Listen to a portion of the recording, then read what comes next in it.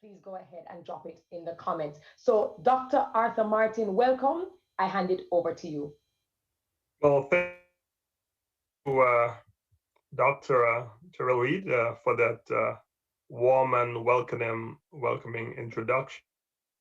I am just now trying to pull up my, if you allow me, a little moment here so I can pull up my PowerPoint slide. Not a problem. We've been having some difficulties, and we understand our attendees are very accustomed to having to wait for the share screen. Your topic is technology and food security, new opportunities, new jobs, or is it biotech in Possibilities in the biotechnology. possibilities? Okay, so on my paper it had technology and food security, but on the agenda it actually has you with possibilities in the biotech industry. We Let me know when you can see my. we can see your screen, so if you can maximize it on the master slide. We just saw your screen a while ago, actually. Can you see it? And We can see it. you can see it in totality. Okay, great. Yeah. Yes, go right Okay. ahead. Okay, great. So, welcome again and good afternoon. This is my second rodeo at doing this today, and I'm quite uh, pleased at how the sessions on food and nutrition went today. Now, my job here is getting close to the closer of of the session, and I hope you're enlightened and excited by it. So I'm going to talk about in biotechnology and the opportunities and possibilities beyond. And I will allow you to get a little bit of my experience in area.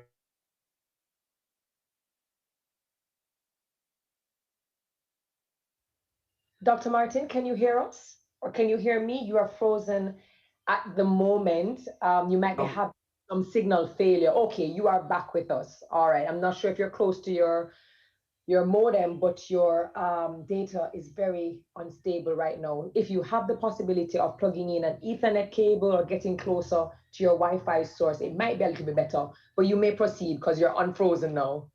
okay, so do you want me to start again for the benefit of the? Please do, because you did freeze at the end, so I don't want our attendees to miss out on anything that you might have said. Okay, great. So yes, so what I'm gonna do this afternoon is concentrate on what possibilities in biotechnology are transferable to the OECS and the region, and how it can impact job growth of economies and overall quality of life. So, are we going to be players or bystanders in the region, or are we going to embrace new biotechnology trends that can surely lead to our GDP growth? Now, what I wanted to survey is a whole slew of concepts that are not new to the global world, but some of these may be very new to the region. So I'm going to talk about bioagriculture, therapeutic medicine, tissue engineering, 3D bioprinting, biosustainability, gene modification, bioinformatics. Now, it's always good for people to get a perspective of what is the market like for this area that we're talking about, and how impactful and what's the possible share or bite can the Caribbean get out of this market. So it's a 417 billion market in 2018, growing to 729 billion. And if the region were to participate based on economies of scale, our population, our size, our use of these type of technology with respect to food, medicine, you'd see that we do have a play not only to be consumers and service providers, but to actually be part of the game where we're the one that are investigating and innovating transformative technology that impact our quality of lives. So I'd just like to now segue towards what are some of the key areas that are transformational and could provide some of these possibilities. So for medical biotechnology, with COVID-19, you see the impact it has had on countries like the US and UK who've been involved in actual investigation from a diagnostic standpoint, testing, and diagnosis, therapeutics, vaccinations, right? So those companies who have participated before and now, and have started ramping up technologies, in the event of something like what happened in the case of COVID-19, you would have reaped all the benefits from investment in that area, rather than being short-sighted and waiting for something to happen before they act. Now, from an agricultural standpoint, plant agriculture, animal agriculture, food processing is not new to the Caribbean. Some of it is being practiced in some of the larger countries, such as Jamaica, Dominican Republic. We do have smaller labs in other Caribbean islands, but not enough to make an impact on our society. It's, I would say, enough just to say we have it, but not to make that impact that we are looking for moving into the future. Then there's environmental biotechnology using bioremediation techniques, environmental issues with respect to handling waste management because of the amount of non-degradable, non-biodegradable plastics that the region would have to face with, and it becoming like the Pacific Ocean, where there are billions of plastic in the ocean. So those are the issues that we have, and how we can use biotechnology to solve them. Then there's industrial biotechnology. I think this is a repeat, but it's some of the same thing from an industrial standpoint of using the same plant, agriculture, animal, and food processing. So I'll look first at therapeutics and something that you're familiar with. So for those people who suffer from diabetes, and they're wondering the insulin that is injected into them, where it comes from. Well, it's biotechnology using recombinant technique to do it, which means that it's DNA is similar to the insulin that is present in our body. The DNA is manipulated and it's bioprocessed and extracted. And that is what we use for those people who are insulin insufficient because of diabetes. So this is an example of how biotechnology is used to make one of the modern day drugs today that is so important in our society. And then here is the big one, that's the COVID-19 using the messenger RNA. This work started a long time ago by several scientists in Europe, and it was known to be junk science. And now we see how that investment have paid off. We have several vaccines now on the market.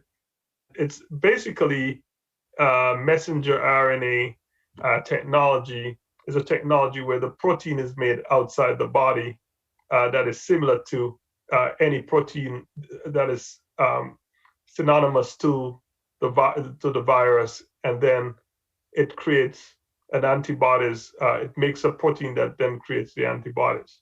Now, the reason why I'm auditioning these two is, as a Caribbean people, why are we left out of these technologies? Is it by choice?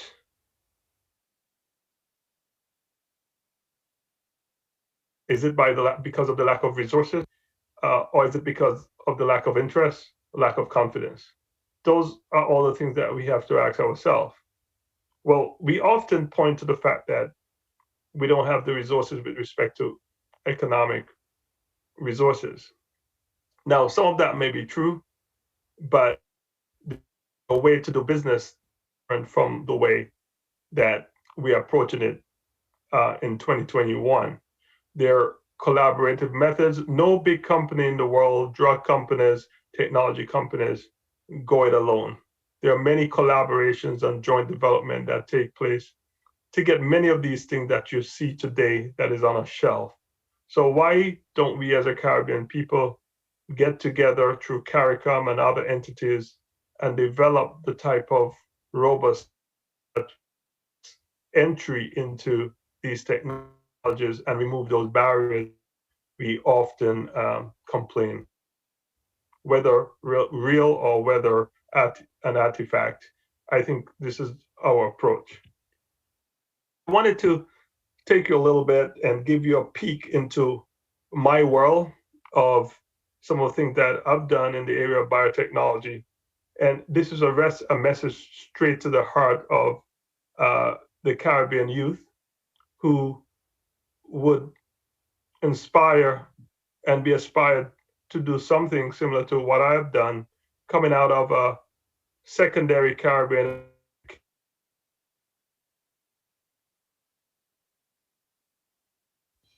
Coming out of a and doing CXCs and O level.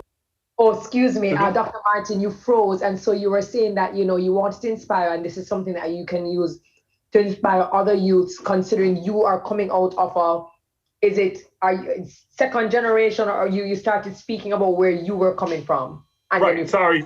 Yes, so what I want to do, just to quickly reiterate, I want to inspire and aspire the Caribbean youths, to make them understand that they can do the type of technology that I've done coming out of a secondary education of the same CXC and O levels that I took then, and similar exam they're taking today, that they have the capability to be participants and not spectators.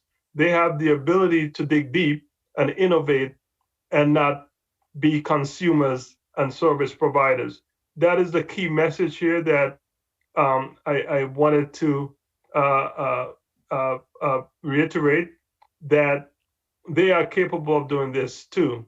So one of my experiences is working with human embryonic stem cells and designing novel surfaces for those stem cells to grow on, because of the fact that they were grown before on biological animal-derived surfaces which were not safe. So there was a safety efficacy issue that I was asked to solve. And I was able to develop the technology to do that by designing novel surfaces. You can see here on the right, that's my invention. It was in Nature Biotechnology, which is a very renowned papers. And here's a fraction of some of the patents of the 72 patents, US and international, that have derived from some of this technology. And this shows you here that I was able to grow heart cells, nerve cells, fat cells, and bone cells using novel surfaces that I've developed while my stint at Corning Incorporated. So the message is that we in the Caribbean can do it too. It's not labor intensive. It's just investing in the right laboratory equipment and tools and connections abroad that we can really dedicate ourselves to getting involved in this type of technology.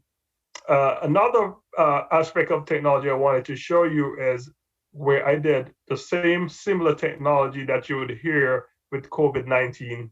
I was able to engineer a protein so that the protein can behave like any biological cell and start doing cell regeneration.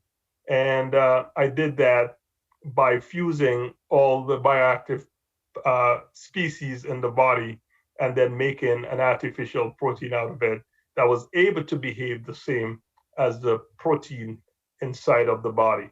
So these are examples that I just wanted to share with the Caribbean youth who are being inspired or would like to take a career path in biotechnology. Now, this is work I did very early on, and this is taking an enzyme that exists in nature, the enzyme that eats through your plants, and farmers would understand this very well. And my aim here was to mutate that enzyme because species do mutate, just like COVID-19. mutated, changed the DNA sequence and the amino acid sequence subsequently, so that I can develop pesticides, insecticides for that insect when it lands on the plant and it puts its enzyme down, that I had something to spray that would nullify the enzyme that it puts down. So these are some of the things that I've done in the area of biotechnology. So so this is being delivered straight from the horse's mouth, and this is not some fantasy that I'm bringing to the Caribbean youth to say you can do it without examples of practicality. So I'll just segue now into what are some of the transformational possibilities and beyond. And in agricultural biology, we can use it to improve our yields, improve resistance to pests, and we can put the science I did aside of using pesticides, but through engineering of plants themselves, we can now allow the plants to be resistant to some of the extremities of the environment, and also to enhance the nutritional contents of food. Then there's also another area in weed and disease and insect management by genetic engineering of the plants themselves to transfer DNA, so that would help farmers to increase their productivity, thus resulting in better food security because of the impact, the deleterious effect of plant yield and damage due to weeds, disease, and insects. And then molecular markers, when we get into animal breeding and plants being able to have a marking on them, and you could breed the best, more favorable crop, and you could also breed animals that are more resistant to different disease and the environment. Also, one thing we can't forget is, as Caribbean people, we like flavor. And so getting us a better flavor without, of course, impacting the nutritional value of the food. So the activity of plant enzymes can transform the flavor, the aroma, and make them look brighter and sweeter. These are all areas in which you could use biotechnology, and this is all through genetic engineering. So not only do you get a nutritional value, you get an aesthetic value, less damage, plant damage, less decay. So these are some of the areas that I think we as a region should delve into. To set up a biotechnology lab, there are a few characterization tools that you need to do that. And you could get some of the plasmid DNA from overseas lab. I used to work closely with labs in Silicon Valley area, San Francisco, but there are labs in Europe all over the world where you can actually get your DNA plasmid so you can do genetic engineering. And it is not labor intensive, it is not a capital intensive. It's a lab and a few instruments and the genius of the Caribbean mind at work. I think we can certainly do this. So one of the things, though, and this happened in St. Kitts at some point, and I hope I'm correct, in which some stem cell operation was planned there, but there was an issue with the biosafety. So regional governments must work together on biosafety measures in order to engender this type of technology. Without the biosafety regulations and enacting unified codes, I think we're in danger of having even foreign scientists coming in and wanting to do things and using the Caribbean as a testing ground. So I would encourage the first act of business is really to get together as a region and get unified biosafety codes so we can this and give the level of confidence that we know what we're doing and we're doing it safe in the region. So I just wanted to show you, I'm a data-driven guy, and that's just my practice. I wanted to show you who has the labs and who has enacted biosafety regulations. So Antigua and Barbuda have a slew of regulations. The Bahamas, Barbados, Grenada, St. Kitts, St. Vincent and the Grenadines, St. Lucia, Trinidad and Tobago. Jamaica is very well developed because of University of the West Indies, in the sense that they have some biosafety regulations, and they also have biosafety. They also have labs, biotechnology labs in Jamaica, mostly in the form of managing plant yield and plant survivability.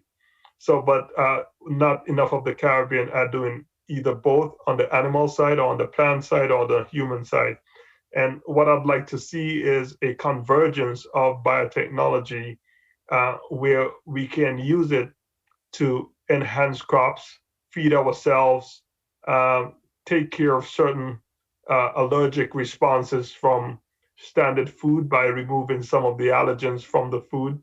That's how we could use genetic engineering, agricultural biotechnology. I'd like us to see us use some of this as a spin-off to produce chemicals and plants that we can use for therapeutic value, for healing chronic disease. And also, I'd like to see us use it on livestock to make sure farmers always complain about livestock and how high maintenance they could be and expensive, and having to have a veterinarian at hand and all the expense that comes with that. It's not easy. I could understand the burden of the Caribbean farmer not having the latest technology at hand and having to deal with nature's incidences, which are sometimes deleterious to livestock. So I think the message here really is under the umbrella of food and nutrition is liberation from food importation, and whether it's a worthy and achievable goal. And I think I've shown you enough evidence that it is. It's a matter of investment and priorities and change of culture. So we're looking here in terms of agricultural biotechnology. In North America, there's a 43% growth contribution, and the market is growing 1% in 2021 and keep growing. And there's a chart below of all the countries that participate in agricultural biotechnology from North America to the Middle East and Africa, and what chunk of the market that they have, that 74 million market, which is growing by 2027. And the Caribbean is always non-existent in a lot of these plots. And we could understand the reason, but it's time we become participants and not bystanders. For crop protection, using an animal breeding, I think, I think before I mentioned about plant and animal gene expression analysis, genetically modified food. I know there's been a little backlash on GMOs and they're not being as valuable as organically planted food, but it's the case in some instances. You have to do your crop selection to make sure that you're looking for, and also to protect some of us from allergic responses from regular standard food. So I just wanted to really give you a little bit of a view of some of the areas of plant and animal value from biotechnology. And then we get into a new source of food using biotechnology. So start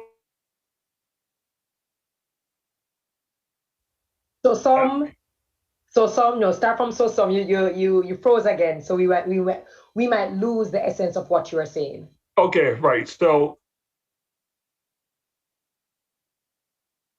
so some of us may know of this in food. There's in vitro meat, where they're growing meat out of biotechnology, in a reactor or dish or whatever you want to call it. And they're cosmetics using plant stem cells, and they're materials that are leather-like. And so on the right, you have acellular products such as ovalbumin, banolin, and silk materials. So these exist in nature, and what we're doing now is using biotechnology to enhance yield, production, and turn it into a viable and scalable market, if you will. So some of the other So agriculture. somebody, Hello? you were saying so somebody and you froze. Okay. So sorry for the the internet response. My apologies here. So what I said is the areas of agricultural microbiotechnology using industrial enzymes, food science for baking, dairy, vitamins, hormones, fermented products, bioremediation, getting rid of toxic chemical waste and biogas, and overall in agriculture for biopesticides, biopesticides, herbicides, and also for things like cosmetics and pharmaceuticals. These are all part of our consumer-based products that we use for quality of life. Example of some of these materials of acellular and cellular products such as meat, leather, you get cellularly, but acellular, that is where you go in the left and remove some of the natural toxins that occur in cellular products. You could do it acellularly, especially those people with allergens. I know you've heard about vegan burger and other things. They're actually growing artificial beef in the US using acellular technology. And again, just looking at the aspects of biotechnology and where we've used it. So we've been using it in the Caribbean for papaya, one of my favorite fruits, for ring spot virus. There are labs in Jamaica that have been doing that investigation. Squash, tomatoes, sugar beet, and non-brown and apple is going to become I think, so popular. It's already a technology in the US where the apples don't brown. And for those of you who had basic biology class in high school, you know why the apples turn brown on exposure to the environment. So those things are being resolved as we speak today. By a little injection, you could speed up the how fast they ripe, and you could also protect them from different insects and disease. So it's all used to increase crop yield and to create resistance to disease with respect to animals using genetically modified plants and modified animals. So here's an example to the right of cultured meat. And here you see the land use. If you were to graze animals on a farm, the amount of acreage of land that you have to use. Again, technology is all about productivity, right? Which, when you look at that, translates into if we can find a more viable way of doing these things, it means that we'll be in a better position from a food and nutrition and security standpoint. So the market for plant stem cells, and that's an area that I'm really interested in for the Caribbean, is to take a step. You may not be ready for animal or human stem cell, but plant stem cell may be an area for you to get your feet wet and get comfortable with the technology, where it's a $4.83 billion market by 2022. So I think that's an area that and regions paying attention to and getting involved. So look at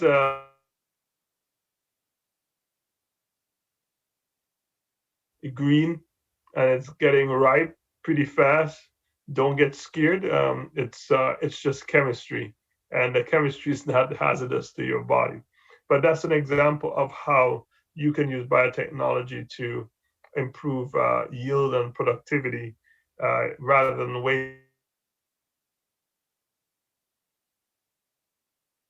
time, and you can manage stress, plant stress, and other issues. And then I wanted to just look at some of the foods I talk about. These foods below, especially people who have allergies, um, this is all done through biotechnology. So this is not cow's milk or goat milk. This is a company called Perfect Day is now using biotechnology, bioengineering to make ice cream and cheese. And on the left, Beyond Burger uh, to make a burger that tastes like burger, but not using a cow that is grazed on a farm, but using biotechnology to do that. So if we can do a couple of things and get started, I think that the Caribbean would be in a good shape in entering um, by standards. Now, the environment, you can decrease the carbon footprint and contribute to the positively to the negative aspects of global warming of all the land that is used for food production. We can provide alternative for meat and animal-based products, like I spoke about, by using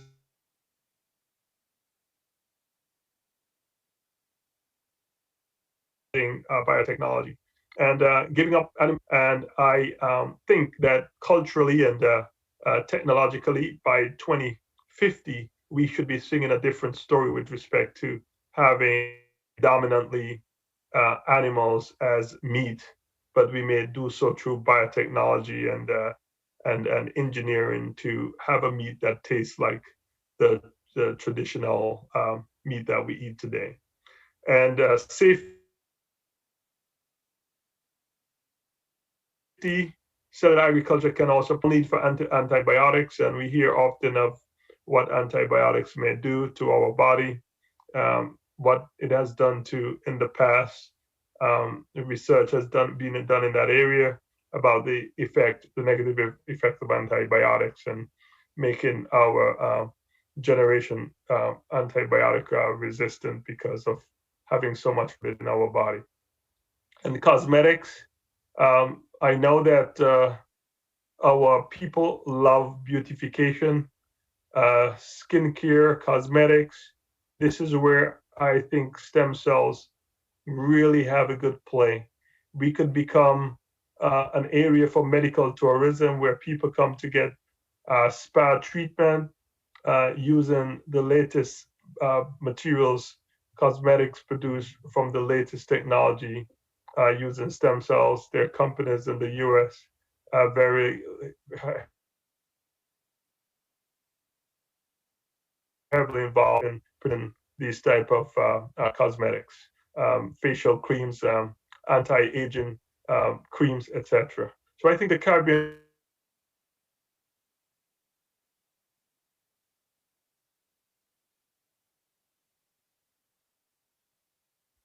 So I, uh, I'm so sorry. I don't mean to interrupt. I only interrupt when your video freezes. You said so the Caribbean?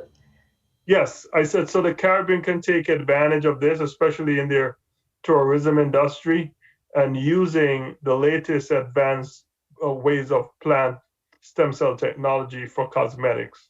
And I think I said, Caribbean people like to have good skin and look good, and why we have to buy all these cosmetics from a foreign country when we can do it ourselves. So these are opportunities and beyond for us that we should really look in. Now, the other area is really biotechnology and biosustainable. And this is managing the packaging and the plastics that we use to package these foods and cosmetics, etc., and how we could use the things that we to us dearly, the things that put us in a compromising position before, such as sugarcane, we can use that to our value now, even though that value was extracted from us. I think there's an opportunity for us to go back to some of these things and use them in the latest advanced technology to make bioplastics. And there you could see the example of a circular economy. And so some of the work that I'm looking at and researching is using things like castor oil and hemp plant. Companies like Toyota and Ford are using the hemp plant. A lot of it is going out in Denver, Colorado, and other places in the US. And they're using it for structural units for your car. So that plastic car door that you open up that feels light and nice and durable may be filled with hemp plant. And as we know, marijuana is the sister to the hemp plant. And I have a picture of it there and some of the pads that have been made. I go to conferences and I see all these pads being made and talk to all of these suppliers. And then on below is castor oil. Companies like Dow Chemicals and all the big conglomerates are using natural oils like castor oil, soybean oil to make anything from tires to jackets, clothing, polish, floor polish. They're doing automotive leather polish. So all of these biomaterials that exist in nature that are being used. So I think the Caribbean, we may not have the footprint in terms of landmass, but we can start to penetrate local markets and be self-sufficient and innovate for ourselves. Here's an example of all the packaging material that are made from starting with corn and sugarcane and turned into a plastic.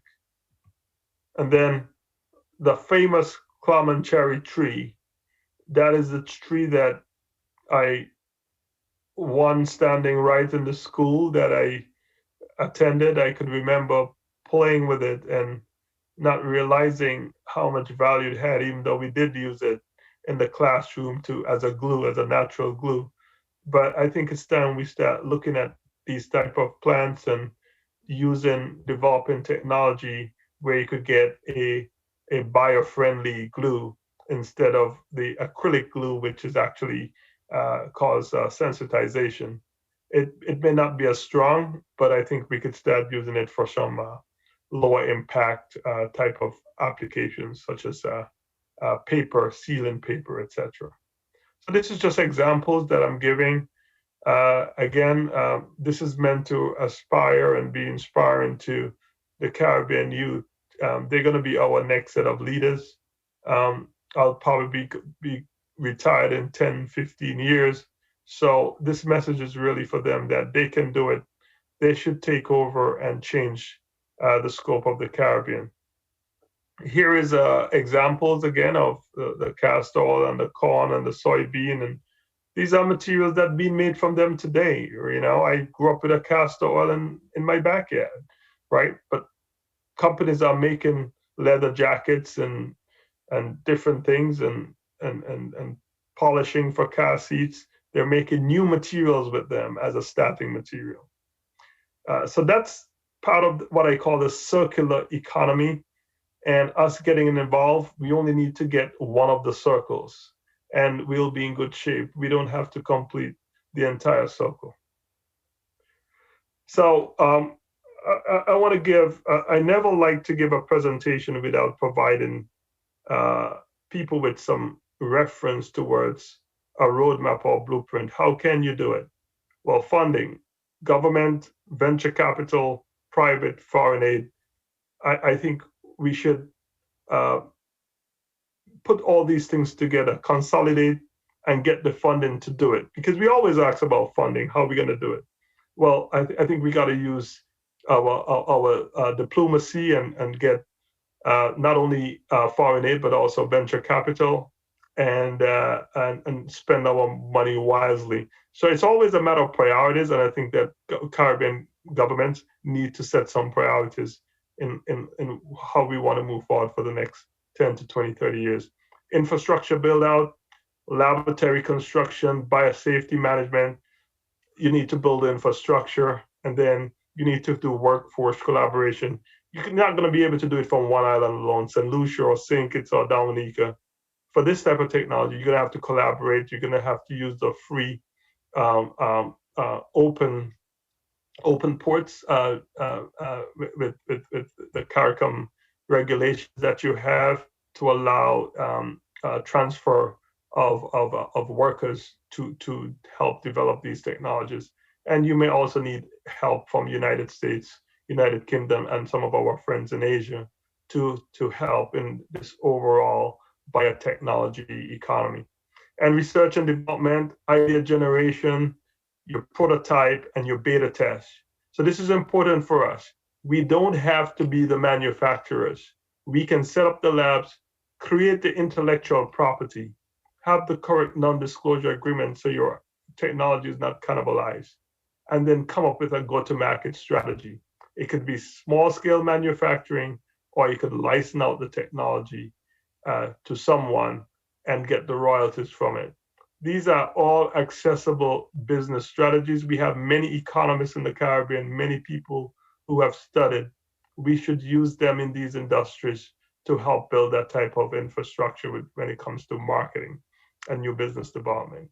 We have to understand, do the market analysis and understand the market share and your share of the total available market. And I always like to end with gross margins. I'm big on financials. You're in business to make money, and you're in business to make life better. You're not in business to have a negative impact. So I'm big on understanding what's your internal rate of return and what's your profit margins. So that analysis should be done. Here's an example of a biotechnology lab. As I said, it's not labor or capital intensive. It's something that Caribbean leaders should certainly see. And then I'd just like to end with a vision and how we can really do a leapfrog approach using biotechnology. I think the future is really bright within the region. We have many scholars in the diaspora and at home. We are becoming more educated of a society. We just need to reform our education system so that it focuses on more STEM, high-valued applications, if you will. We need to further collaborate with the private sector and regional governments to make this a success. And we need to go out there hunting for foreign aid for the right opportunities. That's what we need to do to build a biotechnology economy. Streamline regulations. We need to look into, there was a question about regulations earlier, and it's the same answer that I have. We have to understand that nothing is given for free. So we have to go out there and be part of the discussion to make sure that people are not taking advantage of us wanting to do unwanted research or more dangerous research in our countries. But on the other hand, we can't be timid and afraid because we're afraid of not understanding the science and miss out on an opportunity to make a change. Innovation, I believe in that. That's what I'm part of. That's my life. Patent protection, create new intellectual property, and enforce non-disclosure agreements. I get many complaints about many Caribbean businessmen, their business is getting cannibalized, their ideas getting cannibalized. Never walk in a room and give an idea out without a non-disclosure agreement. And I think you fall under the EU from a patent protection standpoint. Make your voice heard in the Caribbean that you want to innovate more, and so that you have a position and a place to play. Government should implement education policy and focus on STEM disciplines. I think we just need a shift from some of the other areas that are a little bit heavy-handed and loaded in banking and tourism, and start guiding our youths to STEM disciplines. But the problem is you have to have something for them when they return. So you need to plan first and then send them away so that they're back in time to fill those roles. Tax incentives and reform, there's ways to encourage and raise capital to invest in biotechnology through taxation, through your own local governments, and reforming the tax code so that those people in the Caribbean who have been getting away should pay their fair share and help in nation building and being a participant in biotechnology. So again, I am back to the topic on I am really challenging Caribbean leaders to not have short-sighted visions and political expediency and work for the next election, but think of more longer-term sustainable approaches to diversifying the Caribbean economies. Look at strategic investments, look at STEM educations, workforce development. This sounds like a lot. Yes, it's a lot of money, but it's all about priorities, where we put our priorities. I think we can do better. We are a sovereign, most of us are sovereign nations, independent. It's time for us to act like we're independent. Thank you.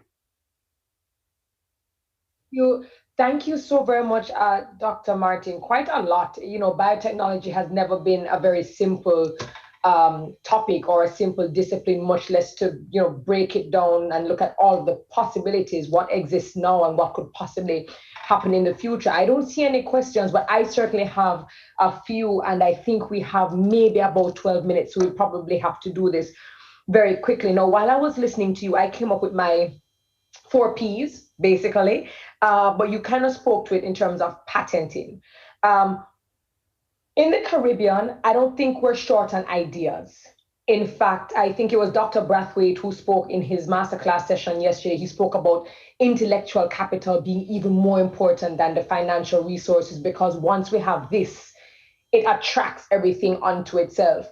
And so I have found in the Caribbean, we are a resilient set of people, and we're always coming up with ideas to hustle, to make money, to find solutions. But when it comes to formalizing those ideas, owning those ideas, even the discussion or the mention of patent for a lot of persons, it kind of flies over their heads. How did you, since this was your process, I realized you had a lot of patents, how did you learn that biotech is more than just putting things together in a lab, but that there is the business aspect, the science, the technology, and the patenting? Like, how did you figure that out?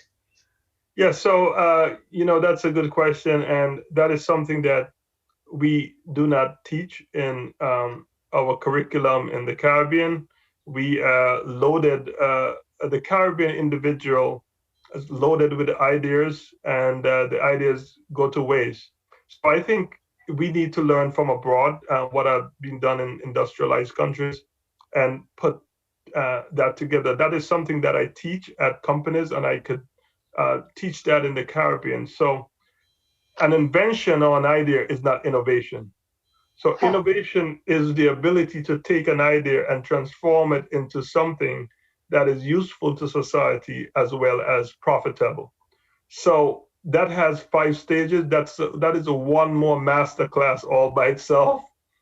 We call it from ideation to commercialization. Yes. And it starts when you have the idea and you take it through steps, which is what I tried to do in the slide before. You do your beta testing, your prototype, you do your voice of the customer and your market testing. You don't start building a plant before you know if people want to buy, right? So that is the problem that we have with the Caribbean inventor, is that he said, I'm making salsa juice tomorrow and I'm going to bottle it. But he doesn't even know if there's a market for that fruit. If people prefer to make their own salsa in their house, then there may not be a market for it. Then you need to move on to something else. Maybe you move on to sorrel, because sorrel requires more dedication, right? Yes. So those are the type of things. To answer your question, we actually do that. We do that type of homework. It's called market analysis, and we spend months doing market analysis before we even go into the lab to make one stroke of an item. So that's the part that I think the Caribbean has to do, is that innovation is not going in a lab and say, I have an idea, making something, but covering all the aspects of innovation from ideation all the way through commercialization. Do you think culturally we are quick to be rewarded? We want to get to the destination, and the idea of dedicating and committing so much time, and then there's experimentation, there's the failure, there is the will this work, won't this work? Do you think culturally we're not cultivating an attitude of, hey, you got to do it right. There are steps to this thing, and you have to respect the process. You are so correct, and that is cultural. I always make the joke about people in the Caribbean who have many shops and they have enough to send their kids to school, but they're probably running at a loss. They're not making any profit, but they pay themselves. So, do we want to approach business in that way, like the mom and pop shop, or do we really want to have businesses that are blooming that can employ many of our people and decrease our employment rate? So to answer your question, we need the structure, and it's something that has to be learned to the Caribbean people. Absolutely. I'm going to try to squeeze in two more questions, and you've been doing a great job in terms of answering them. Practical examples. So here it is. You came on. You declared you did CXCs. I'm a CXC baby. English, maths, mental ability, best ever. And you said you understand the Caribbean even though you are there. How important is representation? So for many disciplines in the Caribbean, there's some that are no-brainers. They're the ones that are always called out. They're the ones that the teachers talk about. It's the one that society pushes. But then you have biotech that really is one of the foundation disciplines that help everything else. But yet still, we don't really see any representation. Where do we look in the space? Where do the youth or the youngsters look to say, hey, not only can they identify that biotech contributed to that, but hey, I could do that. I could be that. Where were your examples so that we can see how we can expose our youngsters to it? So that's a very valuable question there. I think that what I did is I took my cues from nature, growing up in St. Kitts in the Caribbean, and were able to use that when given the resources to act upon. The challenge you have with the Caribbean individual is the fact that we don't have the resources at the secondary level, and even at tertiary level at the University of the West Indies, except for Cuba, that is more practical. A lot of what we learn is theoretical, and so we need to go through a transformation and really get into research. And if they have PhD programs, which is what a PhD is, it's novel work, they really should be the one leading the aspect with the help from regional governments. I don't think you're going to get a high school doing new technology. I think UE has to drive that. To help drive that through the regional governments, and then you drive it down into the secondary and primary schools. Right. That's what they do in the U.S. In that some of the high schools are already doing their own experiment posters. They're making a car being run by ethanol. They're doing that in high school in the U.S. We have the capability to do some of that with some of the resources we have. But I can't imagine the fact that we're still doing 1965 experiments for a CXC lab. We totally are. Yeah, we totally are. And for example, in Jamaica, we just saw some youngsters no older than 10 who just built a car. Like they built a car out of, board, and they made it work. And I'm trying to figure out, this shouldn't be something that goes viral and we go, oh my God, ha ha ha. But we should really be sitting down here wondering, okay, well, how did they do this? And how can we use this now for the next step? You mentioned Cuba, which is interesting because I studied and graduated in veterinary medicine from Cuba. And something that you said that stands true, that Cubans are extremely hands-on. And from the very first moment we started class, everything is in Spanish. What we learned was, the theory is just a formal work. But with all the theory in the world, if you do not know how to apply it, it's zero. So on the first day of anatomy class, best believe we're going in front of a horse and we are learning the anatomy of a live horse as opposed to textbooks. So I suppose how we teach. Well, Cuba has been, if you allow me a sec, Cuba has been forced to adapt because of economic sanctions. Absolutely. So like someone would tell you that a Cuban working on your car could basically make you a new part because you can't import those parts.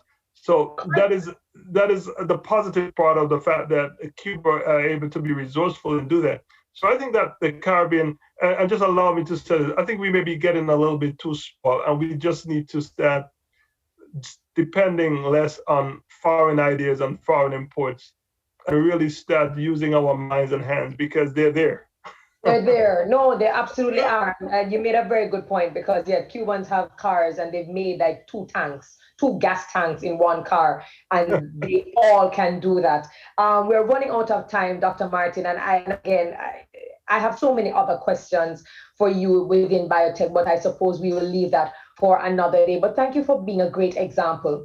Thank you for giving me the opportunity that now when I go into different spaces, not just myself, but the other attendees and islanders in the group, that we can say, hey, we're not just good when it comes to the culinary and the music and the visual arts, and but we are in a lot of other cracks and crevices at the top of our game. And I'm very happy that I can now use you as a reference in the biotech space.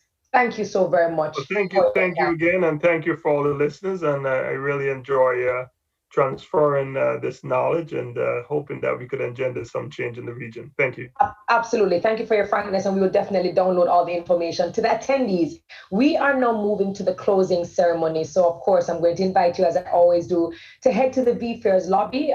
You will see the link or the announcement that is going to let you know that the closing ceremony will be taking place. And, of course, one lucky registrant will walk away with an original Calvert Jones painting. Can't wait to pick that name. Can't wait to see who the winner is, and can't wait to close out a fantastic 2 days. So I will see you in a quick second. Take care, Dr. Martin.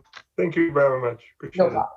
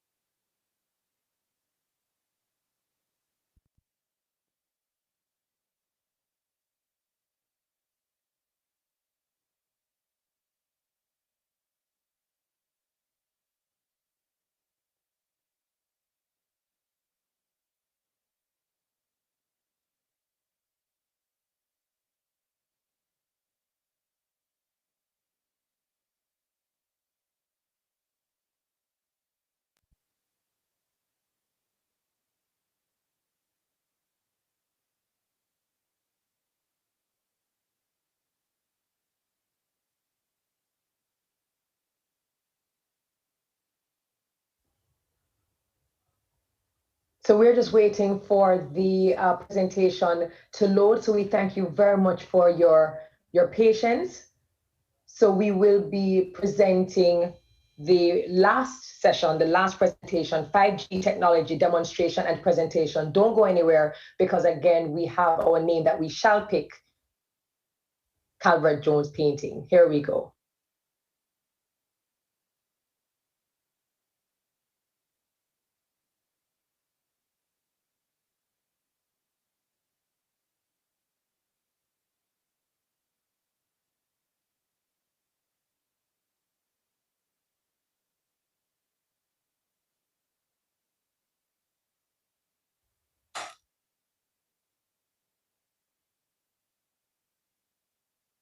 Hi, my name is Tim Takala, and I've been working in the telecommunications industry for over 25 years on 3 different continents and in many different roles. And today I'm going to share a little bit of my knowledge on 5G. We're going to talk about where the network has come from and where it's going to. We're also going to talk about what it's going to be used for and how it will impact everything that we do. As we get started today, it's important we understand exactly what 5G is, or what it stands for. 5G, simply put, is the 5th generation of our cellular network, albeit it's going to be used for far more than just cellular services going forward.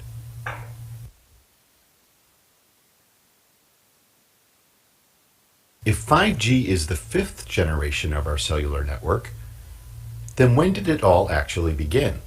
Well, it started with 1G, back in the 1980s, when our hair was really big as well as our cell phones, albeit there weren't many cell phones that existed.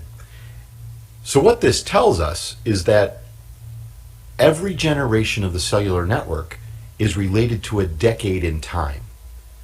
So the 1980s was the first generation, the 90s, the second generation, the 2000s, the third generation, the 2010s, the fourth generation, and now we've entered into the 5th generation of our cellular network. When the cell phone network first started over 40 years ago, it was first used for voice calls only. But as we progressed through the decades, we started to incorporate data. 2G, we started to use text messaging. 3G, we started to use images. 4G, we started to use video. And now that we've migrated into 5G, we start to talk about the Internet of Things. And this is where everything starts to become connected to the cellular network.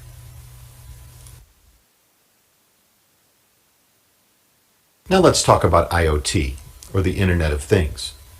In our previous slide, we discussed how the cell phone network has migrated over several years from 1G and no data to 5G today, where we have extremely high speeds. Well, this gives us an opportunity to connect devices onto the network that previously were not managed. All we need to do is add the ability for the device to talk to the network. And this could be in a small amount of data or extremely large amount of data.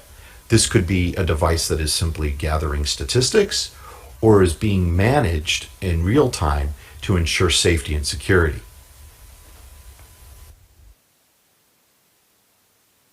Let's have an even closer look at the Internet of Things. 5G is truly an enabler of this technology, where we can take many different devices and the vast amount of data that they require and connect them onto our cellular network. So 3 things are really happening. As the 5G network grows not only in size but in speed, this is going to enable us to start to connect the vast amount of devices to the network that we're talking about. There's a very ambitious goal of being able to connect up to 1 million devices in any given square mile. This will require a lot of different antenna services as well as fixed line backhaul services to support this number of devices on the network. Now that we've shown you that the number of devices that will connect to the network is increasing, we also have to remember that the amount of data that they're transmitting goes up as well. This could be a small amount of data from any given device up to a very large amount of data, varying on its requirement.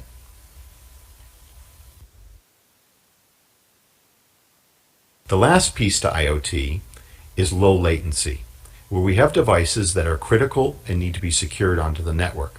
They require a dedicated amount of bandwidth, and they require that the network responds quickly to their demands. Now let's look at the diversity of the devices that will be connected into the IoT network. They'll have different functions and applications. They'll have different environmental challenges. They'll have different requirements for reliability, and they'll be located in very different locations, maybe indoor or outdoor.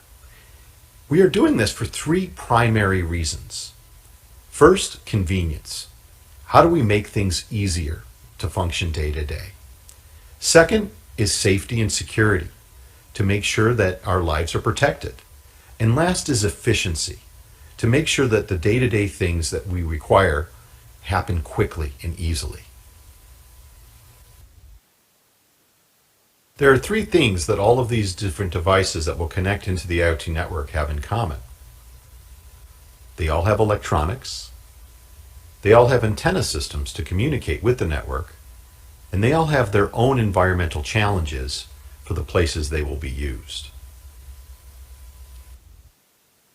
Now we're going to spend some time talking about the antenna systems that support our cellular networks.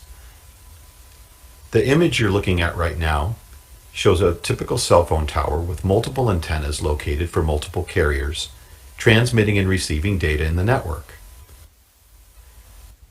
As we increase our speeds in our network, we also have to increase the frequencies that we transmit at from these cell towers. The increased frequency actually decreases the distance that the signal could travel.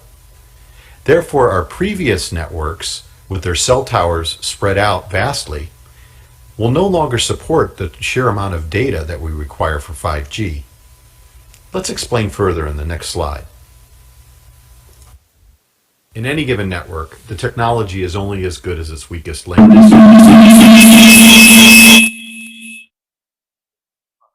that's required to support 5G and all the devices that connect to it. We're going to have to upgrade all of the infrastructure that we had for our previous network. This means the passive and active systems, both the fixed line and the wireless systems, all need to be upgraded, and the number of antennas that go into the network need to be increased. The massive Internet of Things is only forecast to utilize about 21% of the future 5G network. The majority of the network will be used for enhanced mobile broadband at 74%, while the remaining 5% is set to be used for ultra-reliable low-latency connections. This is for things like autonomous driving. Now let's compare what is going to change from our existing 4G network to a high-speed 5G network. You can see that the latency becomes 10 times less, that the amount of traffic on the network increases by about 8-fold, and the amount of speed that's required at peak data rates goes up by up to 20 times. This is going to require a greater amount of antennas within the network that are operating at much higher speeds.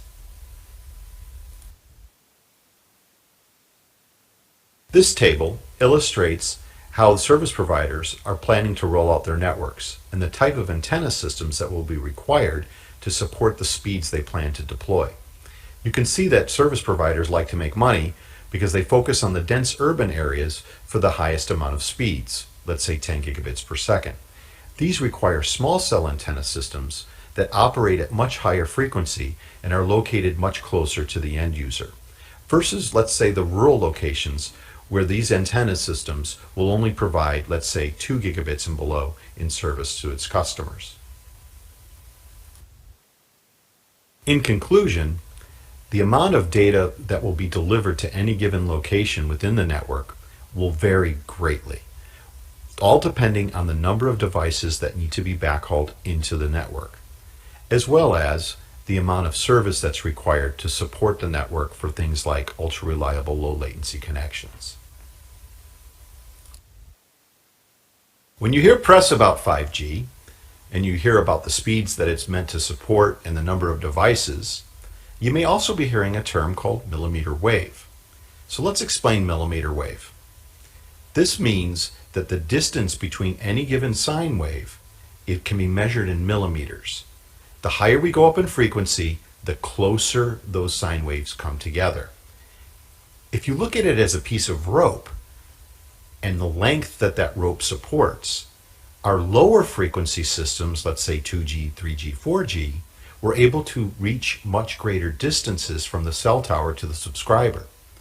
As we approach these higher frequencies, let's say above 26 gigahertz, the distance that that rope can travel decreases greatly because of that high frequency.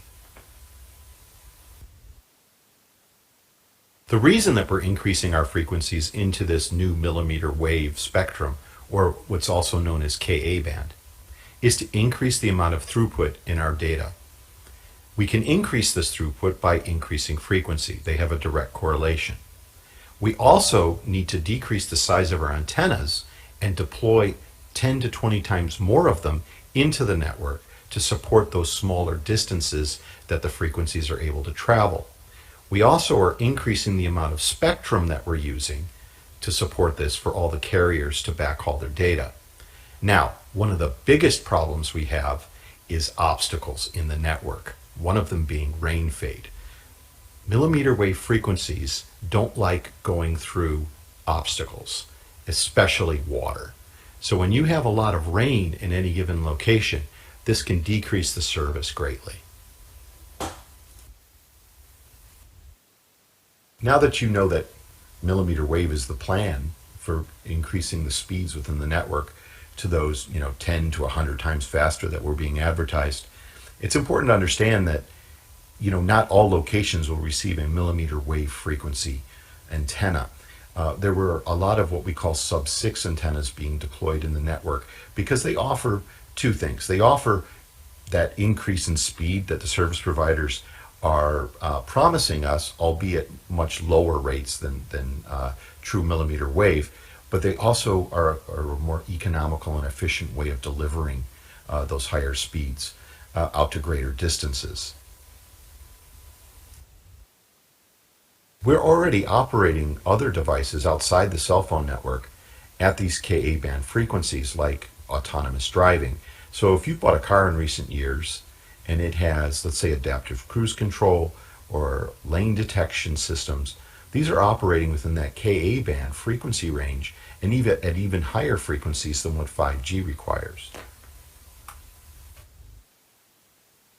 So let's recap again. We're now at the beginning of the 5G decade. It's 2021. And service providers are only just beginning to deploy true millimeter wave small cell technology in very dense urban locations and in very small numbers. It's going to take us a very long time to deploy the sheer amount of antennas that we require to have true high broadband 5G services deployed everywhere globally. And it will probably take the next 10 years before we get to start calling it 6G, of course. Now, once we start to deploy all of these small cell antennas and create the service and the backhaul that's required to support all these devices, we then find ourselves with another challenge, and that's the devices themselves. We've spoken a lot about the antenna systems and how small cells will be deployed to get the antenna system closer to the subscriber. But what about the subscriber themselves? Their handheld devices, their cell phones. Do they have enough power to do the same sort of transmission back to the cell phone tower at the same rates? Well, the answer is no. The cell phone towers are used to sending information or downloads to the end user, like video on demand. The upload speeds are generally a lot slower than the download speeds, so that works in our favor. But just realize that the amount of power that would be required at your cell phone in order to transmit or upload data back to the cell phone tower at the same rate would be hugely expensive and would increase our battery sizes greatly. So that is a prohibiting factor, is the upload speeds. We also spoke about how millimeter wave doesn't like going through obstacles. Well, it's true. So where we used to be able to receive our 4G signals or low band or sub-6 5G signals inside a building, it's almost impossible to get those 5G millimeter wave signals to penetrate concrete or glass or other building construction materials. So it becomes more important to not only have outdoor small cell services, but to also have indoor cells so that we can transmit at those higher speeds indoors as well as outdoors. In the previous slide, we spoke a bit about millimeter wave and how it doesn't like obstacles. Well, it especially doesn't like rain. Moisture is a huge barrier for millimeter wave band frequencies and diminishes the signal quality greatly, quite quickly. And we all know that the Caribbean is no stranger to rain. So I can really envisage that these sub-6 systems that operate at lower frequency but offer those higher data rates will probably be the best bet for the Caribbean, at least in the short term, for delivering 5G services throughout.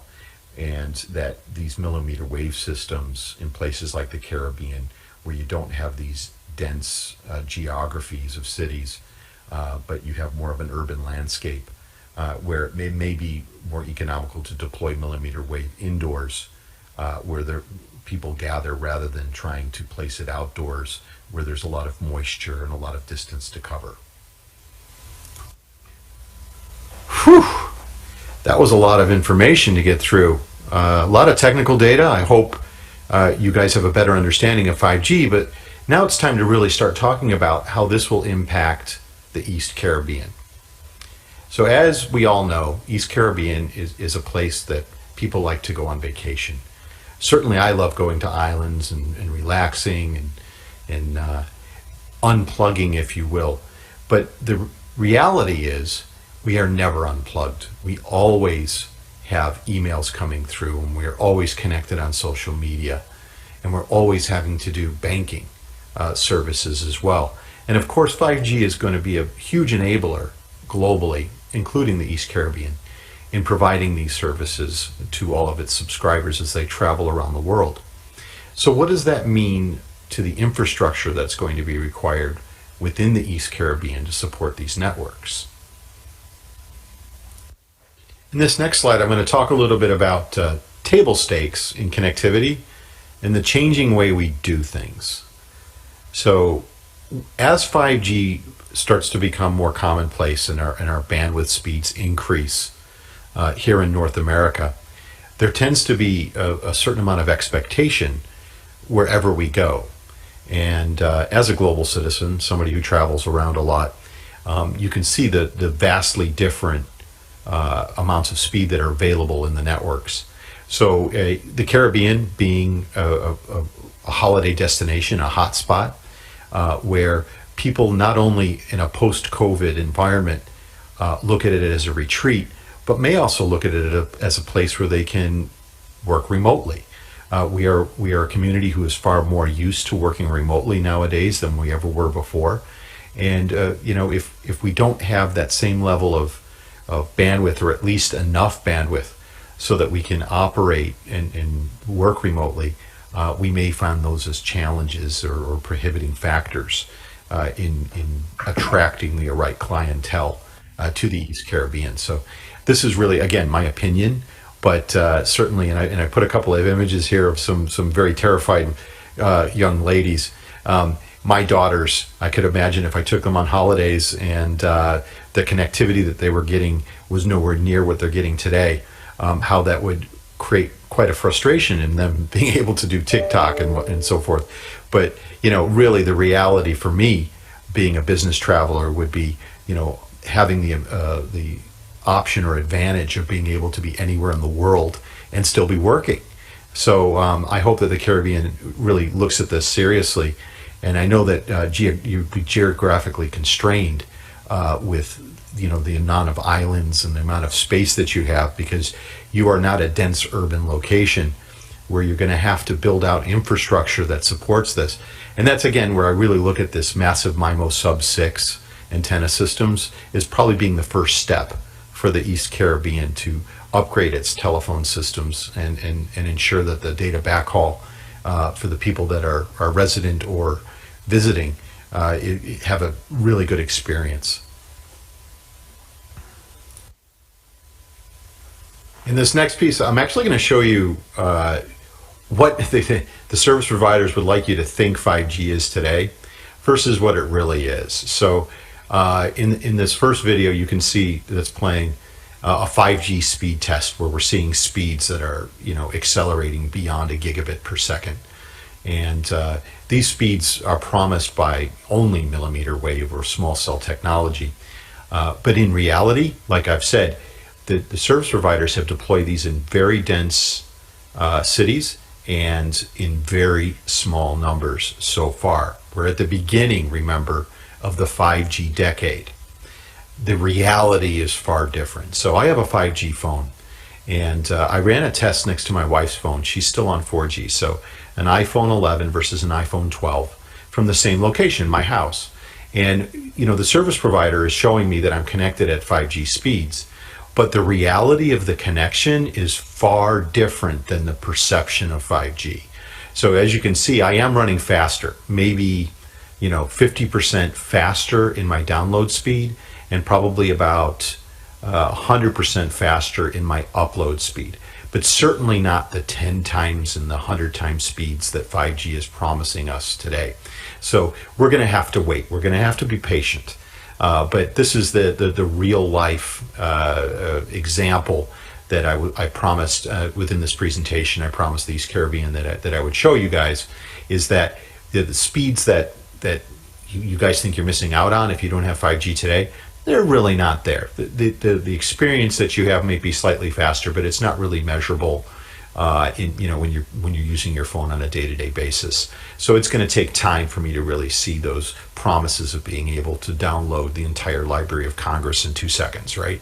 So I just want you to know that we're very early in the 5G era, and even though it says 5G, it may not be going as fast as you really might think.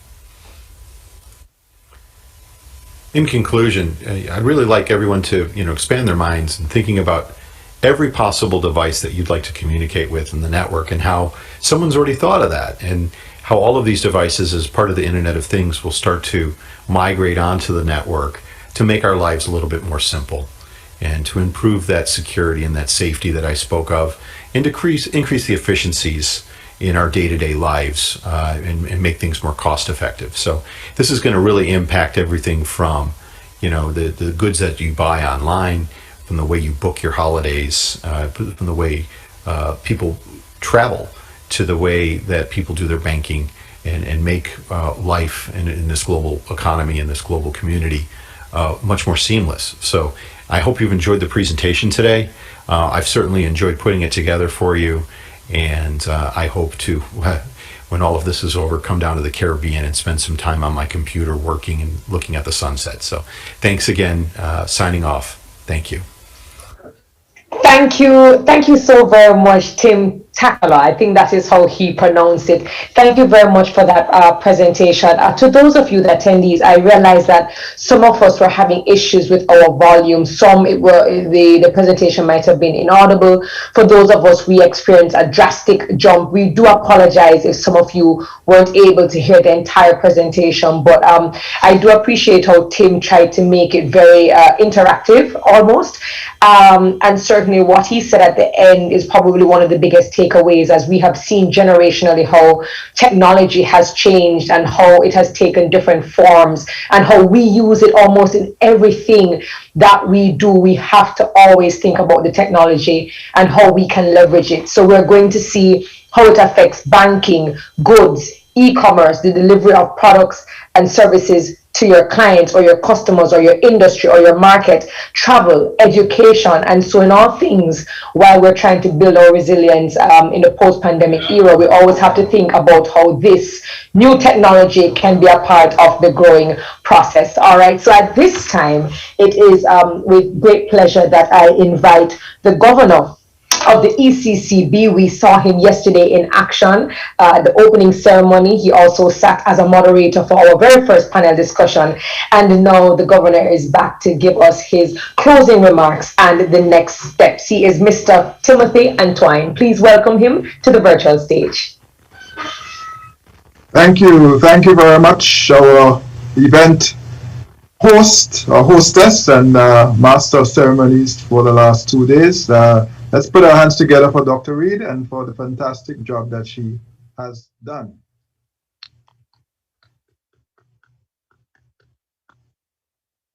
So at the ECCB, we strive for flawless execution of our events, all our events. Unfortunately, on this occasion, we fell short of our standard and your expectations. And for that, we apologize. Of course, not everything was within our control, but we take responsibility. And as governor, I take full responsibility ultimately for what did not go as well as planned throughout the last 2 days. And going forward, we aim to do better. Of course, a lot of things went well. And I don't want to minimize the fact that we had a wonderful 2 days, stimulating 2 days of exchange, of conversation, of learning, of sharing, of ideas, and ultimately, hopefully, collective action. I do want to recognize the many people who worked really hard to put this event together. And that includes the planning committee. And I want to just recognize all of them. I don't have the entire list before me as I speak, but I know they worked very hard for months. And I do want to recognize all of the efforts of our GRD Planning Committee, Growth and Resilience Planning Committee. Of course, I have already recognized, and again, now so do Dr. Terry Carell Reed, our event host, for the fantastic job she did. And again, I invite you to give her a round of applause. I recognize our partner, VFairs, with whom we collaborated to create this virtual experience. And as I said to one of my colleagues yesterday, I have not been in the Sir Cecil Jacobs Auditorium for at least a year, but there we were back in the auditorium yesterday as a result of the virtual arrangements. Very impressive, and it really enriched the dialogue. Of course, I recognize our partners, the OECS Commission, the World Bank, and the University of the West Indies, who, along with us here at the Eastern Caribbean Central Bank, sponsored, collaborated, planned, executed this particular event. Finally, our ECCB team, all of the team, both at headquarters in St. Kitts and Nevis, but many of our staff are working remotely from different countries. As you know, we are a currency union of 8 member countries, and many of our staff are working in their home countries at this time. And that is part of our own response to supporting our staff through this difficult period. So again, my heartfelt thanks to all of my colleagues for what you did for the last 2 days. And I recognize that for some of you, especially my Vincentian colleagues, this was a really, really difficult 2 days. There's a lot of emotional challenge and toll at the moment because of what is going on in St. Vincent and Grenadines, on all of us, myself included. And so I do want to be sensitive and recognize that that is, and in fact, continues to be a major challenge. But we are going to get through together, and I want to, of course, give you the assurance of my full support along the way. So it is said, the old Chinese proverb, that the journey of 1,000 miles begins with the first step. And what we will say is that the 5th edition of the Growth and Resilience Dialogue was another step on our path towards economic revival, resilience, and transformation in the Eastern Caribbean Currency Union and the wider OECS. Constrained by the pandemic, but equipped with a growth mindset, we were able to convene the most diverse participation to date in this, our 5th edition. And as a consequence, we were treated to a rich exchange of ideas, innovations, plans, and projects. While we look forward to a return to an in-person format, the lessons of the past 2 days suggest our Growth and Resilience Dialogue may best be served by a hybrid of in-person and virtual encounters. So we're going to have to figure this out. In my opening statement, I conveyed 3 key messages, and I want to reiterate those messages now.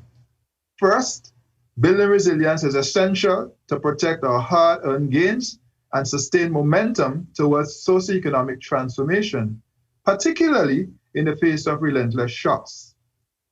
Second, collective action using an all-of-society approach, and that includes our diaspora, is vital to secure shared prosperity. And third, the rollout of vaccines in our region is critical for economic recovery. Both the Director General and I alluded to the fact, made the point, that although we are in the same storm, we are in different boats. And that fact must inform a sensitive and inclusive approach to our region's response. Over the past year, the Eastern Caribbean Currency Union economies have had to grapple with the pandemic of a century. That has occasioned a major growth shock. Last year, our currency union declined by about 15%. And we saw a dramatic increase in our debt levels. In fact, as we speak, our currency union has increased debt of about 1 billion EC dollars and counting. And so that at the end of 2019, the debt to GDP ratio in the currency union was around 6 to 7.2%. Today, unfortunately, as a result of this pandemic, that ratio is now almost 86%, 85.7% to be precise. So what you see here is that in the space of a in the space of a pandemic, we have literally wiped out, the pandemic has wiped out all of our progress of the last, say, 7 years in respect of a debt to GDP ratio. Because back in 2012, we were around 85, 86%. We find ourselves right back there, one year after the pandemic. And it is what it is. We are going to have to, as we would say in local regional parlance, wheel and come again as a currency union, but we will do that. And we will continue to fight to strengthen our fiscal resilient frameworks, to build buffers to help us to better weather these shocks. And when they come, to be able to pursue counter-cyclical fiscal policy.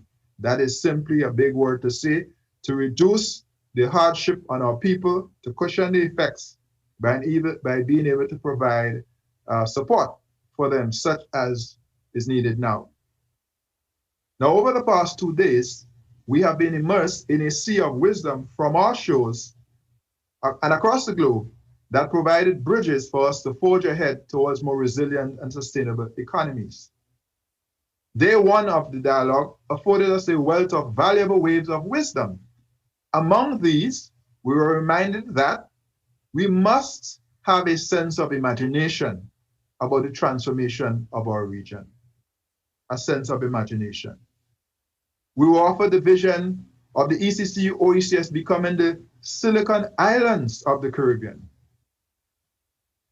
We were reminded that the possibilities of the digital economy for our region are boundless, but we must ensure we become producers, not mere consumers in the digital economy.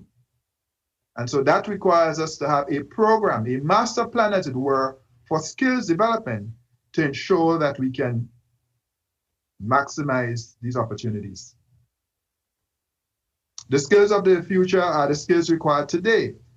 And the top 10 skills in demand include data analysts and scientists, AI and machine learning specialists, information security analysts, app developers, among other things. And so we must shift away from the jobs which are in decline, as secretaries and accounts clerks, to the jobs that are in demand, those I just mentioned. And our program must be tailored to ensure that we give our youth in particular the best chance to not just survive, but thrive in the global digital economy. We must, of course, take due cognizance of the relationship with our diaspora and seek to ensure we optimize our diaspora.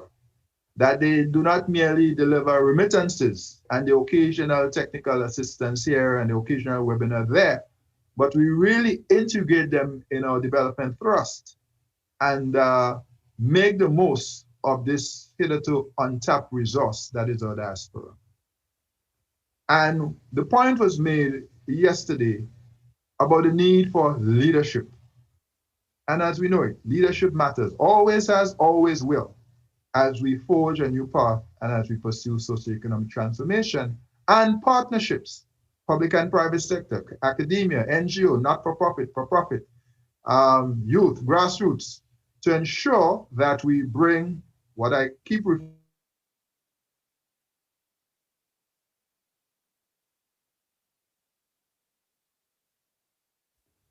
Governor, just checking to see if you are still with us. Okay, you just had a temporary freeze. Go right ahead. Right. So those are the challenges that are beyond our control. Some of the connectivity is beyond the control of the bank. That's what I hinted at. But we do our best, and we have to keep working to get the true 5G. In the meantime, I suppose sometimes we offered 4G when in fact we get in 2.5G.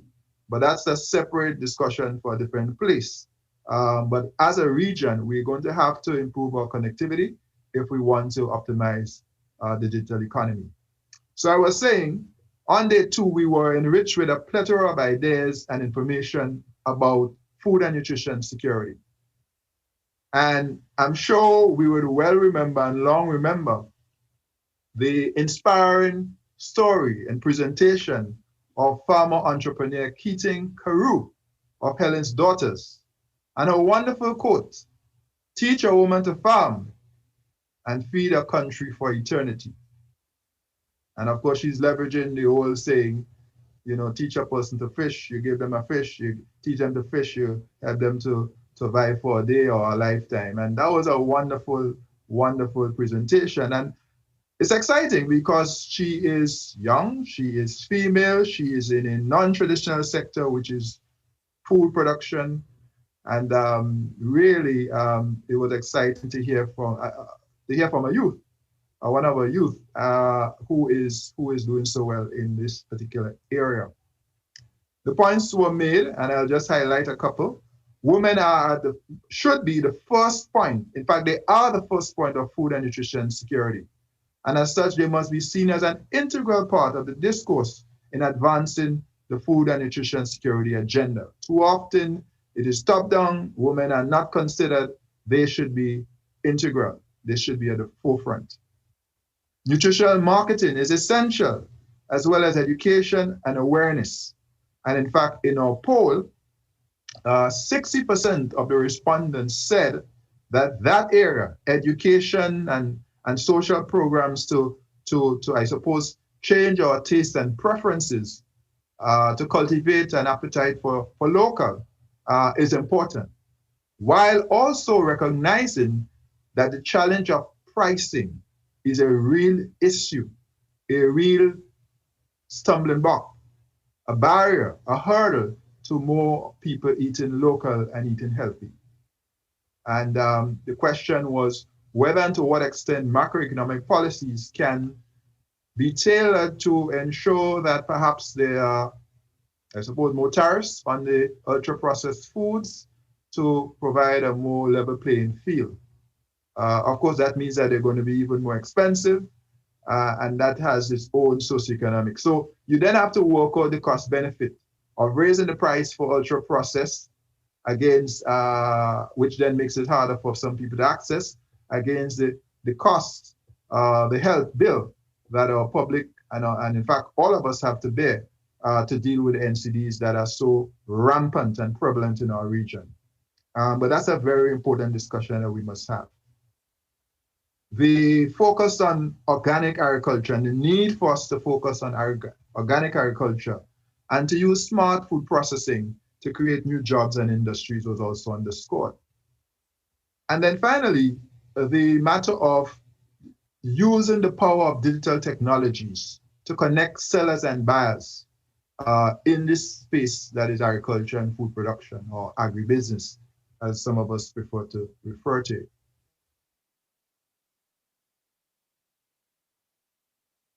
underscore that the dialogue does not date. As I've said before, this dialogue is really a meeting of the minds, a consensus builder, a call for collective action.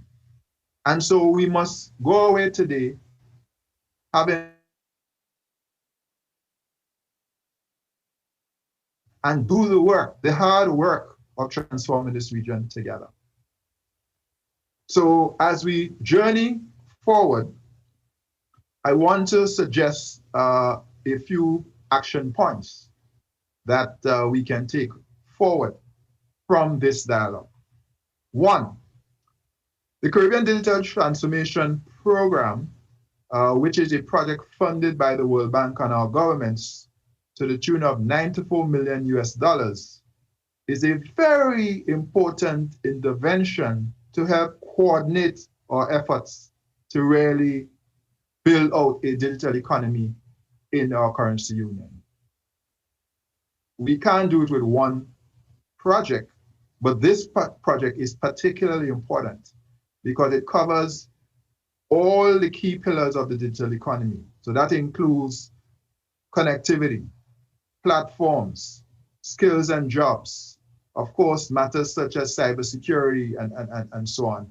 And so with the OECS Commission, the ECCB, ECTEL, CARICOM impacts, and of course the World Bank, we hope to really advance this agenda over the next 3 or so years. And in fact, our next meeting of the steering committee will be next week.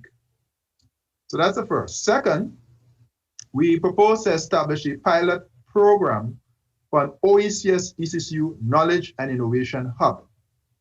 A Knowledge and Innovation Hub, which of course OECS Commission and the ECCB will coordinate, collaborate on, and hope to deliver working with the private sector, because it has to be a public-private partnership. Third, to establish a database for international agencies, academia, private sector, and diaspora to network and to continue the collaboration in respect of skills development, innovation, and entrepreneurship. Very often, we have good ideas in the region, but sometimes, not always, the issue is finance or lack of entrepreneurship. And we have people in the diaspora with both finance and entrepreneurial skills. And I think we can, if we can get them together more closely and more effectively, that could well make a difference in terms of how we move forward as a region. We also want to support the expansion of the Agricultural Academy started by Helen's Daughters. And Keaton referred to the fact that she was planning to expand to St. Vincent and Grenadines. Now, of course, that has to be reassessed in light of the situation at the moment. And she was also looking at St. Kitts and Nevis. We believe that this needs to be, piloted, ultimately 1, 2, 3, but ultimately all of our member countries. And that is something we would want to support, working with, of course, key authorities like the OECS, ministers of agriculture, and the various authorities in this area. And the last one is a partnership between OECS and other partners to set up a diaspora network database. And I think I hinted at that a little while, so probably that's a repeat. So those are the areas where we feel we could immediately take some action coming out of this dialogue. And our hope is to be able to do that and to be able to progress this agenda in a very decisive and effective way. I close with a statement that I make all the time around the central bank and around the currency union. We cannot change our history. We cannot change our geography, but we can change our development trajectory through collective action. And so I enjoin us to work together in this moment, to not just meet the moment, but to pursue our transformation with strong collective action. And with those words, I thank you very much. And I wish you God's blessings as you continue the work of advancing our region. Thank you very much. Thank you so very much, Governor. Thank you for the fantastic overview of the last 2 days, which I must say have been fantastic. Great initiative, and certainly to the team, the very hardworking team, everyone who has been sitting down in the background for really coming up with very carefully curated topics and themes, and then finding the right people to deliver the right content at the right time. And again, I do echo your sentiment with our brothers and sisters from the St. Vincent and the Grenadines, and we certainly stand in solidarity, and we promise that even though we are different islands, we are one region, and we will give as much support as we can. So I definitely echo your sentiments. And speaking of St. Vincent and the Grenadines, we saw earlier during our lunch break the fantastic injection of the creative industry. Calvert Jones was the painter who did that virtual art exhibition, and he was accompanied by a lovely violinist. And so the question that everyone had when we advised our attendees that one lucky attendee, one blessed attendee would get the opportunity of taking home the original, and persons asked if it would have been the very same one that we saw. It absolutely is. And the governor is going to have the privilege of announcing who that person is. It was done very randomly, digitally, but just before we do that, the painter, Calvert Jones, says that it is called Ocean Blue. Plastered against a backdrop of vibrant colors in comforting brushstrokes, life and abundance bursts from the scurry of the familiar into the realms of new territory, a bright future, and a taste of difference. This painting, titled Ocean Blue, is a colorful embodiment of the energy, vibe, passion, and connectivity of our Caribbean landscape, our passion, our connections, and our aspirations. And again, it is so much more profound when we understand that the painter himself is from Bequia, that is an island within the Grenadines. And so the words mean a lot, but it means a lot more because it's almost speaking about the beauty of SVG and the fact that it doesn't matter, they will still have their passion and their connections and their aspirations, and they will rise from the ashes. Therefore, I hand over the privilege, although I must say that as host, I never get entered into these things. I never qualify, and I'm not going to host anymore. Governor, you have the privilege of choosing the lucky registrant. Thank you, Dr. Reed. So it's all technology. I will simply call the name. I am advised that there were 467 participants or persons who entered the draw, 467 persons entered the draw. There were more participants, but 467 entered the draw. And through technology, there will be a shaking of the proverbial box and a name will appear. And I will simply tell you who the winner is. So I now invite Shafari to do the electronic shaking of the box. It's virtual. After all, we had a sports meet that was virtual at ECCB a few weeks ago. So, you know, we can do almost anything virtually now. So the box will be shaken virtually, yes. And we will await the name will appear. So the names, you just saw them going up there, the 467, that's what you saw on your screen. And literally shaking. And the winner is, and we'll see the winner in a moment. Congratulations. There we have it, Monica De Leon. Monica De Leon, you are a winner of that special Calvert Johnson painting. And it's a wonderful painting. And I'm so glad that, yes, you're right, Calvert is from St. Vincent and the Grenadines. So there's a special spice to that gift, that win. And I want to tell you, support him. So now that you're exposed to his work, go online, see what he has. It's our Caribbean brother. He's doing great work. Let us support him. Okay? So with that, it is Monica De Leon, our winner. Congratulations to you, Monica. And you should know that the painting will be shipped to you at our expense. All right. So you will have it soon. And this is not a virtual shipping now. You will actually get it at some point in time, as soon as the arrangements are made.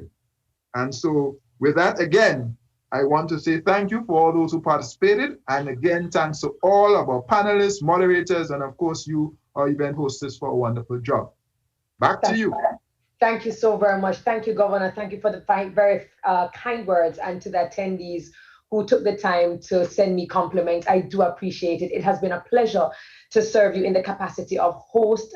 Certainly, it was a learning experience for me, and I do not take it for granted. It was a pleasure to serve alongside my fellow moderators and speakers, and we just want to wish everyone all the best. Just as a matter of housekeeping, I would like to remind you, for all of you who asked if these presentations will be available, the answer is absolutely yes. You will have a month. They will be available on the ECCB portal, right where you are, for a month, which means don't be like the typical Caribbean people where we wait till the very last second to download. So just go get your information and continue to visit just to ensure that all of them are updated over a period of time.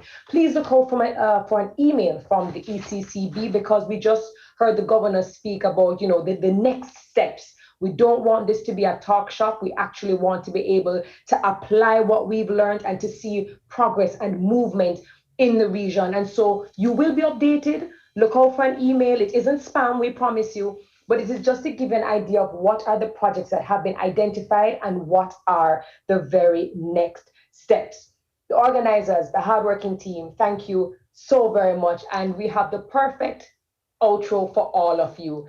In true ECCB style, we just had to inject something that you don't normally see in the conference. Taking us out is a musical exposition entitled Soundbites of the Region. I am Terry Carell Reed, and again, it was a pleasure serving you. Please stay safe for the rest of the year and beyond. Take care.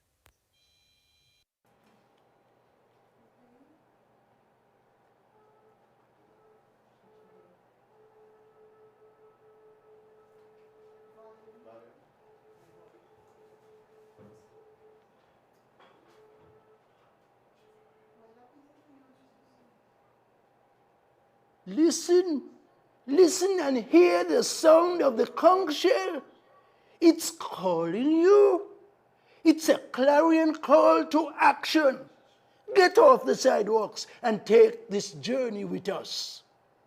You can, we all can, make a difference. Our road to transformation has no room for bystanders, only doers, innovators, creators, no naysayer. Only people who not only achieve what is possible, but make what is seemingly improbable possible. Listen and answer the call to action, bellowing out from the mouth of the conch shell.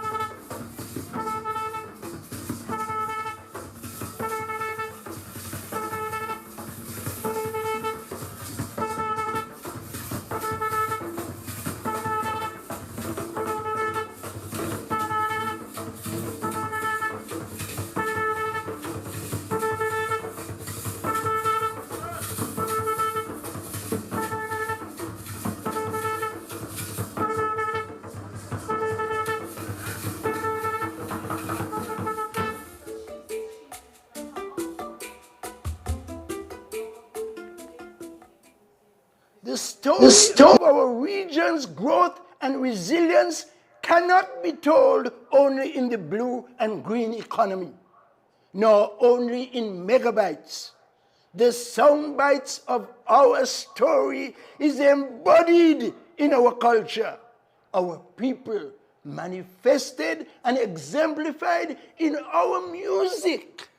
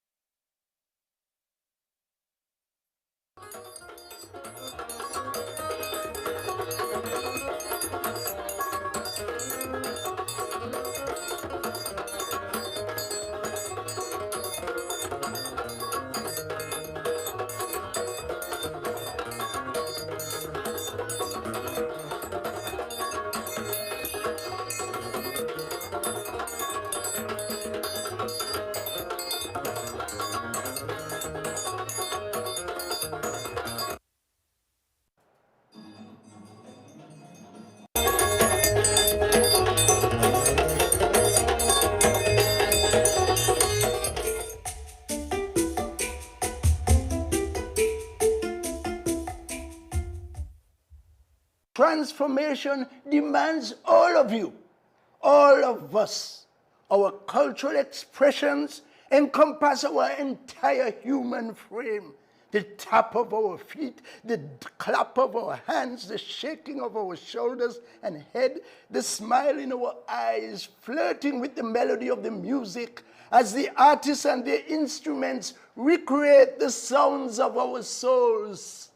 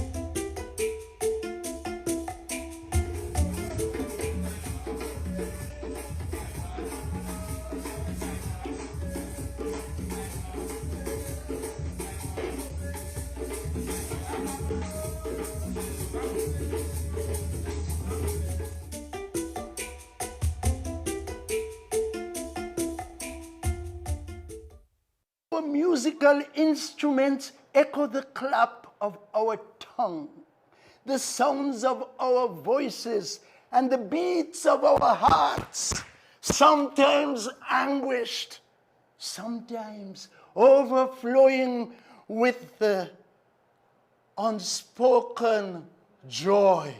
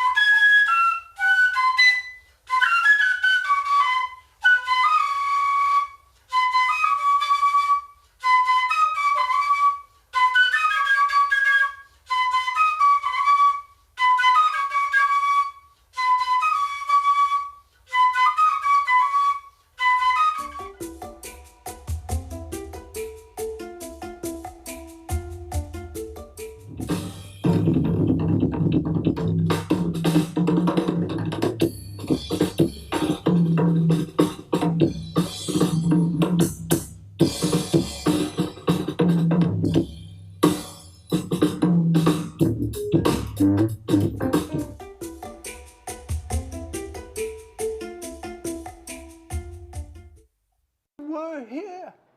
Yes, long before they came.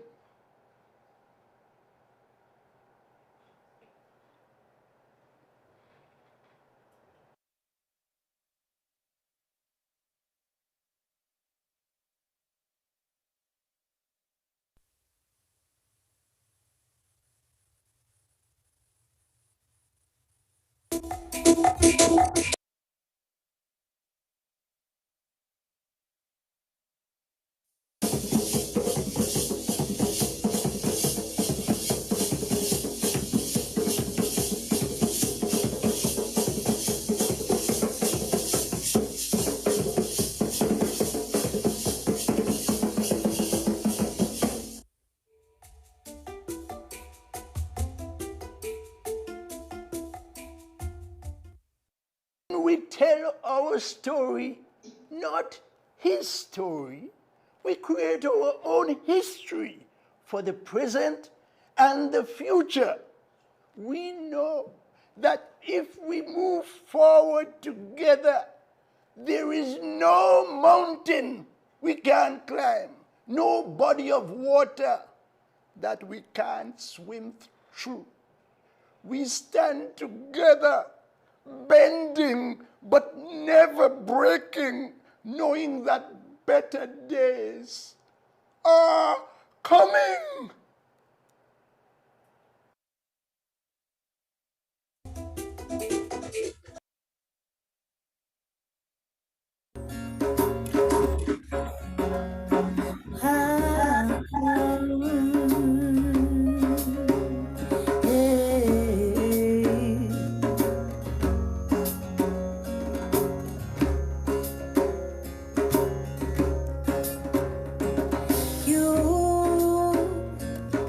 You are so much more than what you know.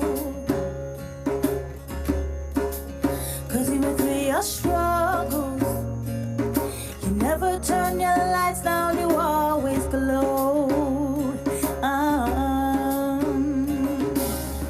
And when your dreams are fading, stay focused, 'cause I believe in you.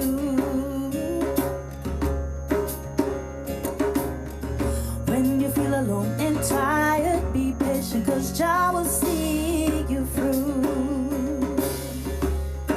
'Cause brighter days are coming, things are gonna get better, and it won't be long.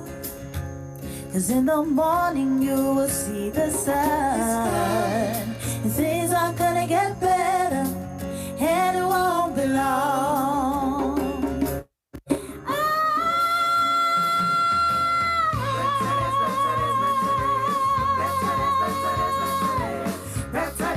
Better days are coming, coming. Better days, better days, better days. Better days, better days, better days. Better days, better days are coming, coming. Yeah. Your inner strength will drive you to survive.